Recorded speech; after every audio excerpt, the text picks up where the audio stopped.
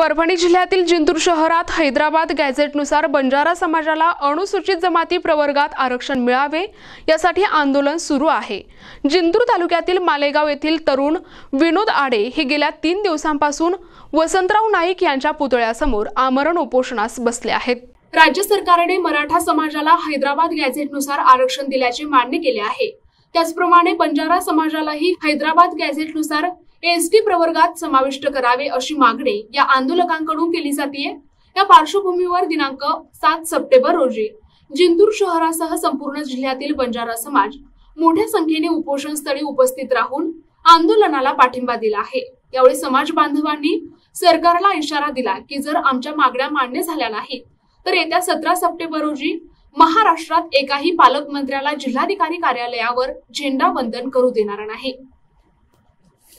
प्रशासनानं दखल घेतलेली नाही तर चांगली गोष्ट आहे ना। जोपर्यंत तुम्ही नका येऊ आमचा समाज मग बघा कसं तडमडते। ज्या वेळेस आज तालुका लेवलला व्हायला उद्या गेल्यावर मग बघा पुरं महाराष्ट्र जाम करण्याची ताकद आहे बंजारा समाजात आहे। तुम्ही करा कितीही इग्नोर करा, आम्ही तुम्हाला एक शब्दही बोलणार नाही। पण जे आमचा निर्णय आहे आम्हाला एसटी प्रवर्गात हा मिळालाच पाहिजे तर मिळालाच पाहिजे। इथं विषय संपला।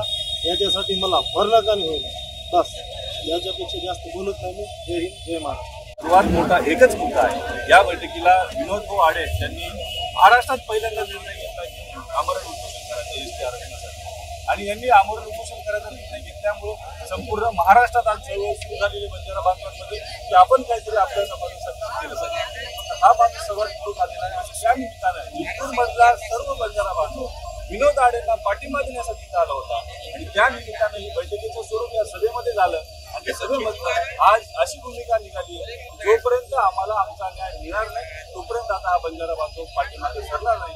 कारण आज आमचं 18 विश्व दारिद्र्य असलेला हा समाज आहे। या समाजाला या शासनाला आता न्याय द्यावाच लागेल अशी ठाम भूमिका आमची आहे।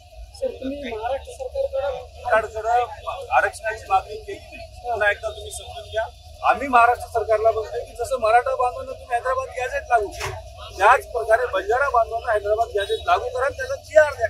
याचा अर्थ असा होतो की आम्हाला जर हैदराबाद गॅझेट लागू झालं तर आम्ही केंद्र शासनासोबत दुसरी लढाई लढू।